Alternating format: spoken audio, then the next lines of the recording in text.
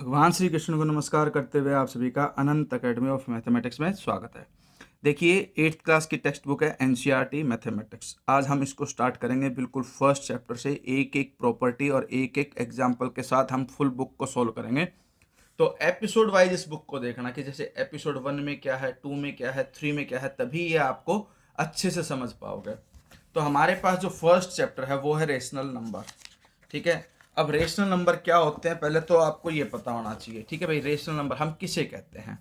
तो कोई भी जो नंबर है आपका जिसे आप इस फॉर्म में लिख सकते हो, जैसे कि 2/3 और 3/5 या -4/5, बेसिकली जिसको आप P/Q की फॉर्म में लिख सकते हो और जिसमें डिनोमिनेटर जो है वो जीरो नहीं होना चाहिए, क्योंकि अगर किसी का डिनोमिनेटर जीरो हो गया तो वो हो जाता है नॉट डिफाइंड, हम उसकी वैल्यू नहीं निकाल सकते। ठीक है, तो हमारे पास ये कंडीशन होती है। तो इसीलिए हमारे पास जितने भी नंबर्स हैं जो अब तक आपने देखे हैं अंडर रूट वाली फॉर्म, जैसे कि ये √2, √3, इस फॉर्म को छोड़ करके सभी नंबर आपके पास क्या होंगे? रेशनल नंबर, जिन्हें हम P/Q की फॉर्म में लिख सकते हैं। अब हमारे पास नेक्स्ट चीज़ आती है प्रॉपर्टीज ऑन रेशनल नंबर्स। ठीक है, और उसमें भी हमारे पास पहली प्रॉपर्टी आती है क्लोजर प्रॉपर्टी। अब क्लोजर प्रॉपर्टी क्या होती है और होल नंबर्स क्या होते हैं, इसके बारे में आपको पता होना चाहिए। देखिए, सबसे पहले तो आप ये देखिए कि होल नंबर क्या होते हैं। होल नंबर्स जो होते हैं वो आपके 0, 1, 2, 3, 4 एंड सो ऑन इस तरह से होते हैं। ये अनलिमिटेड होते हैं, कितनी भी बड़ी वैल्यू, बस ध्यान रखना इनके डिनोमिनेटर में कुछ नहीं आएगा, नेगेटिव नहीं होंगे और ये जीरो से शुरू होंगे और कॉन्टिन्यूसली बढ़ते चले जाएंगे। अब क्लोजर प्रॉपर्टी से हमारा क्या मतलब है? मान लो हमने कोई भी दो होल नंबर लिए, एक 2 और एक 3, इन दोनों का हमने एडिशन किया, 2 + 3 16 होकर के क्या आया? 5, और 5 भी एक होल नंबर है। यानी कि कोई भी दो होल नंबर लिए, दोनों का एडिशन किया, एडिशन करके जो रिजल्ट आया अगर वो भी होल नंबर है तो हम कहेंगे कि क्लोजर प्रॉपर्टी इज सेटिस्फाइड। तो जो होल नंबर है आपके पास वो आपका होगा क्लोज्ड अंडर एडिशन। एडिशन में होता है, मल्टीप्लिकेशन में भी होगा, 2 × 3 6, 0 × 2 0, 3 × 5 15। देखिए 2 और 3 दोनों वोल नंबर है, दोनों का प्रोडक्ट किया 6 आया, 6 भी एक वोल नंबर है। 0 अलग से वोल नंबर है, 2 अलग से वोल नंबर है, दोनों का प्रोडक्ट किया, आंसर 0 आया, 0 भी एक वोल नंबर है। सेम वे में 3 और 5 दोनों वोल नंबर है, दोनों का प्रोडक्ट किया हमने, 15 रिजल्ट आया, ये भी आपका एक वोल नंबर है। तो जो वोल नंबर है वो अंडर मल्टीप्लिकेशन भी आपके क्लोज्ड होते हैं, तो क्लोजर प्रॉपर्टी मल्टीप्लिकेशन में सेटिस्फाई करेगी। लेकिन अब हम देखते हैं सब्ट्रैक्शन।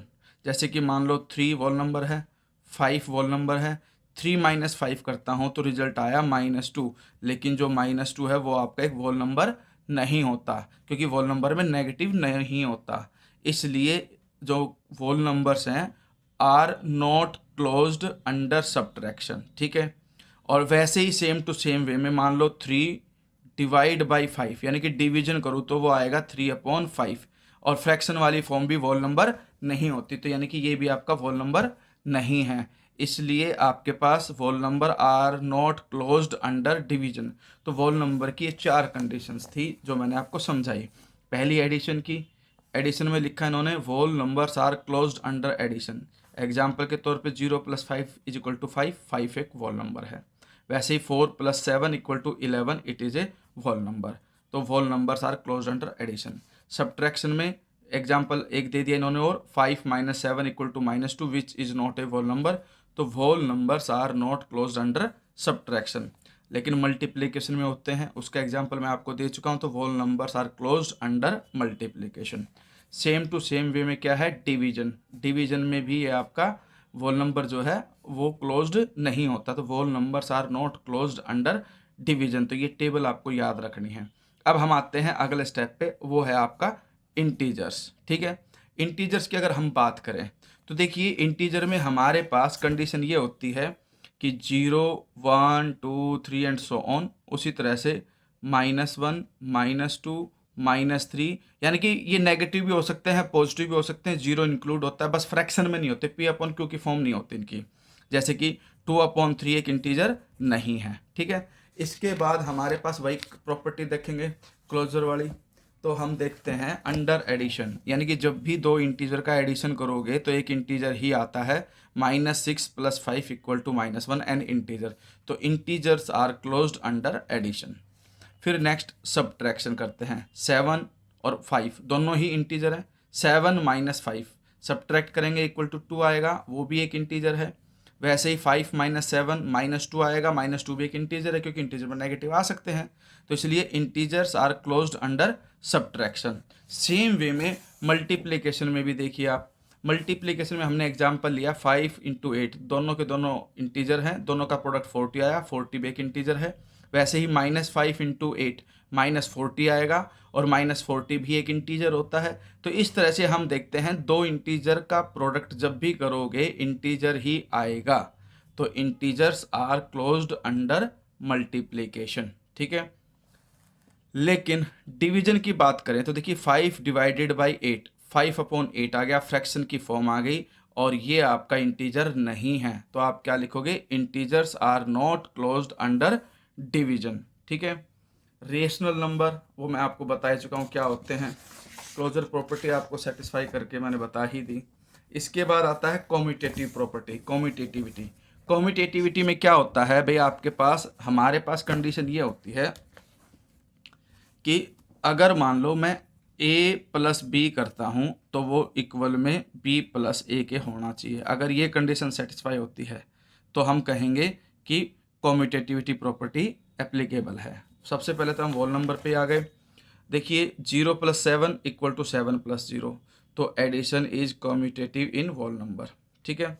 सब्ट्रैक्शन की बात करें, सब्ट्रैक्शन में आपके पास आपका सब्ट्रैक्शन जो है वो नॉट कॉम्यूटेटिव होता है। रीजन उसका मैं एक एग्जांपल दे देता हूँ। जैसे कि भाई दो वॉल नंबर लिए, एक 3 और एक 5।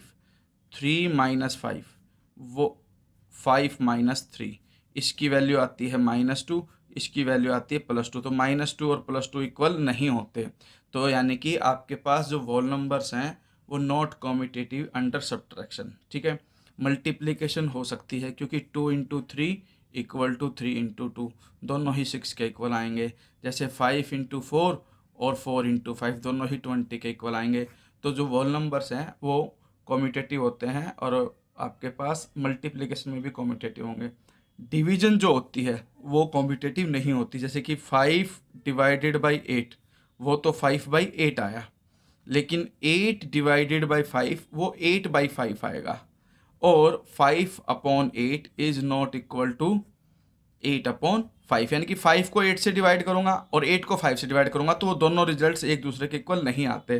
तो डिवीजन इज नॉट कॉम्यूटेटिव, ठीक है। इंटीजर में भी सिर्फ डिवीजन ही नहीं होती, बाकी सब कॉम्यूटेटिव होते हैं। कॉम्यूटेटिव प्रॉपर्टी का मतलब समझ में आ ही गया आपको, ठीक है।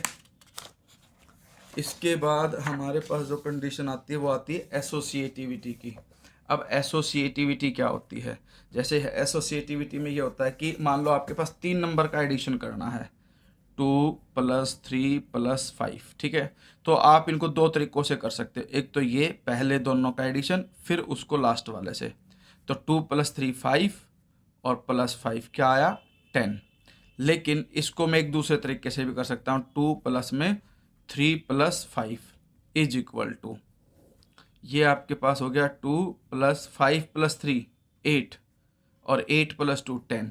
यानी कि पहले दो का एडिशन करूं और फिर तीसरे में ऐड करूं, या पहले लास्ट के दो का एडिशन करूं फिर फर्स्ट में ऐड करूं, तो जो रिजल्ट आया वो सेम आया। तो ये आपके पास एसोसिएटिविटी होती है। सेम वे में मल्टीप्लिकेशन में करेंगे। जैसे कि मान लो 2 × 3 × 5 है, तो मैं क्या करूँगा? पहले 2 × 3 करूँगा और फिर 5 से। तो 2 × 3 6 × 5 30।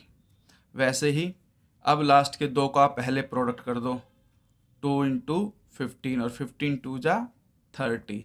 तो ये एसोसिएटिव हो गया, ठीक है। तो हमारे पास ये बुक के अंदर जो टेबल है उसको समझते जाना। ये आपकी वॉल नंबर के अकॉर्डिंग एसोसिएटिविटी होती है। डिवीजन जो है वो नॉट एसोसिएटिव होता है। सेम वे में सब्ट्रैक्शन भी नॉट एसोसिएटिव होती है। और मोर जनरली अगर हम देखें तो एडिशन और मल्टीप्लिकेशन आपकी हर प्रॉपर्टी सेटिस्फाई होगी, लेकिन सब्ट्रैक्शन और डिविजिबिलिटी के अंदर ये प्रॉपर्टी सेटिस्फाई नहीं होती। इंटीजर के अंदर भी एडिशन जो है वो एसोसिएटिव होता है, subtraction not associative, multiplication is not, हाँ मल्टीप्लिकेशन इज एसोसिएटिव और डिवीजन इज नॉट एसोसिएटिव। तो ये बुक के अंदर जो टेबल्स है इनको अच्छे से रीड करना। इसके बाद एक प्रॉपर्टी और है और वो है आपकी डिस्ट्रीब्यूटिव प्रॉपर्टी। डिस्ट्रीब्यूटिव प्रॉपर्टी को समझना बहुत ज़रूरी है क्योंकि आगे आगे आप उसको सोल्व करोगे तो जरूरत पड़ेगी उसकी। और वो क्या होती है, जैसे कि मान लो a मल्टीप्लाई में b प्लस सी है तो वो इक्वल होगा a मल्टीप्लाई बी और जो भी यहाँ साइन है वही आएगा a मल्टीप्लाई सी। ठीक है, तो ये कंडीशन सेटिस्फाई होती है। जैसे कि मान लो 2 इंटू 3 प्लस 5 है तो 2 इंटू 3 प्लस में 2 इंटू 5। अब यहाँ पे देखिए ये 2 हो गया, 3 इंटू 5 ना 3 प्लस 5 8, इधर 2 इंटू 3 6 प्लस 5 इंटू 2 10, तो 8 2 जा 16 और इधर भी 10 प्लस 6 16। तो लेफ्ट साइड राइट साइड के इक्वल आ रही है, जबकि इसमें पहले ब्रैकेट को सोल्व करके ए से मल्टीप्लाई किया और इसमें पहले अलग अलग मल्टीप्लाई करके फिर ऐड किया, तो लेफ्ट साइड राइट साइड के इक्वल आ रही है। तो ये आपकी डिस्ट्रीब्यूटिव प्रॉपर्टी कहलाती है। तो प्रॉपर्टी के बारे में जो कुछ था वो मैंने आपको बता दिया है। प्रॉपर्टी सारी ढंग से ध्यान से पढ़ना, ठीक है। इसके बाद जो नेक्स्ट एपिसोड होगा उसमें मैं एग्जाम्पल्स और एक्सरसाइज को सोल्व कराऊंगा।